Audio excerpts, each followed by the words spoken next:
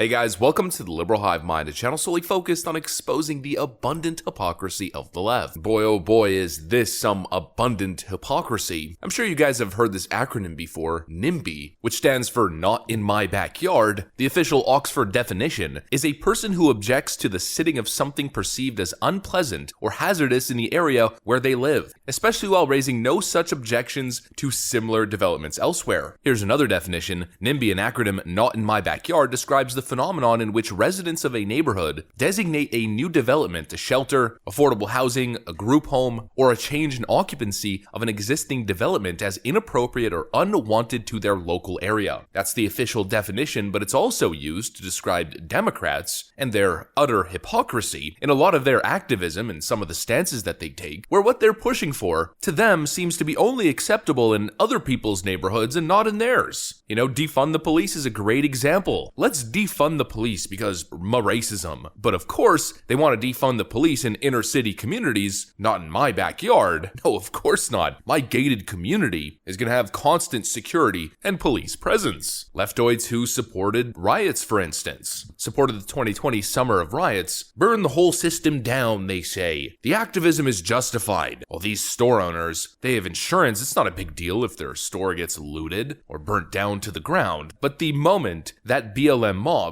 crossed a single street, a single neighborhood line, and got too close to comfort in the affluent neighborhoods, well then all of a sudden the police are being called because rioting, looting, arson is acceptable in someone else's neighborhood, but not in my backyard. The typical rules for thee, but not for me. What's good for the goose is not good for the gander. Democrat hypocrisy. And boy oh boy do we have a great example of this liberal elitist garbage today, as Stephen Curry and his wife Ayesha Curry, two prominent vocal Democrats, left-wingers, left-wing activists, well, they've been exposed as absolute massive elitist hypocrites. Let me show you guys exactly what I mean by that. We got some stuff to get into, so let's roll the tape. All right, folks, take a look at this from the Gateway Pundit. A good Democrat, liberal NBA player Stephen Curry opposes affordable housing development near his mansion. Of course, poor people stay away. I gotta keep up my property value. NBA player Stephen Curry is a liberal, Biden-supporting Democrat. He is also a hypocrite, despite being part of a non-profit that aims to promote economic equality and opportunity. Curry and his wife are opposing the construction of an affordable housing development near their multi-million-dollar mansion. It's classic NIMBY, not in my backyard. The Washington Free Beacon reports NBA superstar and Biden supporter Stephen Curry is opposing the proposed construction of a low-income multifamily unit proposed for construction next to his $30 million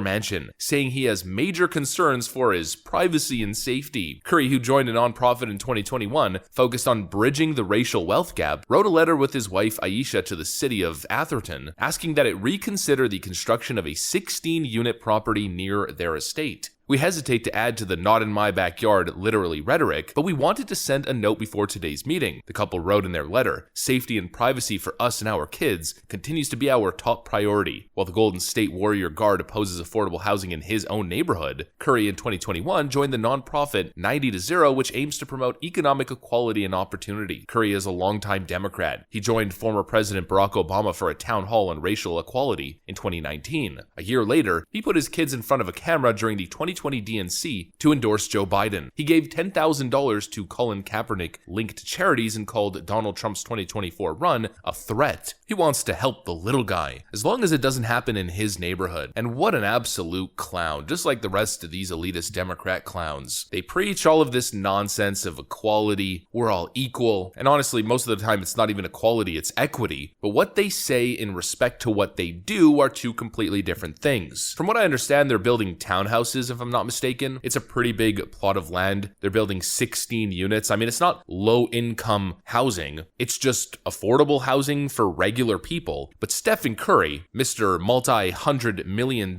mega millionaire, doesn't want regular people near him. Of course not. He's not a regular person. So much for equity. And even with the whole concern of privacy, I mean, it's so ridiculous. I mean, we get it that you're a public figure and all, but you know, there's a whole lot of public figures who live in neighborhoods and have relations with the people people that they live around. But the Currys, of course, they don't want to mingle with the peasants. They want to live their lavish, elitist lifestyle in a gated community, only ever touching exclusive 5-star restaurants and staying in exclusive 7-star hotels and resorts. They don't want to live in the real world, of course not. The real world is for poor people. You don't get to be a leftist activist promoting economic equality when you're worth over $200 million, working your behind off to keep poor people away from you. You don't get to be a leftist anti-capitalist socialist if you're an incredibly wealthy multi-millionaire who does everything in their power to avoid paying taxes. But that's exactly what we see from these leftist activist clowns. Like Bernie Sanders, for instance, always going on about the 1%, the 1%, those filthy rich people. Bernie Sanders himself a multi-millionaire who owns multiple homes. He's also an environmentalist, but owns multiple homes. Bernie Sanders, who's now selling $95 tickets for an "It's okay to be angry about capitalism" event. This is why it's impossible to take these elitist leftists seriously, because that's what they are. They're elitists. They're the people who stand to benefit in a socialist big government system. They're the elitist oligarchs. And everybody else, well, you're the peasants. The rich should be paying their fair share, they say. Go to any socialist country or quasi-socialist country in Europe or even North America. I mean, look at Canada, for instance. Let me ask you a question. You think the most wealthy of individuals in those countries are paying over 50% in income tax? Of course not. Guess who ends up getting crushed? The middle class. People making good salaries. Professionals making $100,000, $200,000, $300,000 a year who are working a salaried job aren't business owners. Those are the people who get shafted. Business owners and the wealthy elite. You think somebody making $5, $10 million a year is going to give the government 50% of what they earn? They're just going to declare all of the money that they make as personal income and give half of everything that they earn straight to the government? Of course not. People have complicated systems, entire teams of lawyers, tax lawyers, who set them up with different companies, corporations, personal trusts, and family trusts. They have intricate, complex systems that allow them to not declare the money that they make as a personal income. They take advantage of all kinds of different write-offs, so they continue essentially cheating the tax system, although it's hard to say that they're cheating the tax system because really they're just playing the game. They're just tax loopholes that exist for the rich, and those tax loopholes exist regardless of what country you're in. So you have these multi-millionaires and billionaires telling you that rich people need to pay more taxes, that we got to take care of the poorest peoples. But of course, what they mean by that is that you're going to pay the taxes and you're going to take care of the poor people. And of course, most of it will fall on corporations who have a harder time taking advantage of tax loopholes rather than individuals. It's all just so corrupt. It's a bunch of elitist people who pretend to care, pretend to be virtuous, but at the end of the day, it's all branding. Steph Curry and other individuals like them want to brand themselves as the good liberal, the good Democrat. But when it really comes down to it, they're anything but. I mean, for instance, Steph Curry, if you Google his net worth, it says $160 million.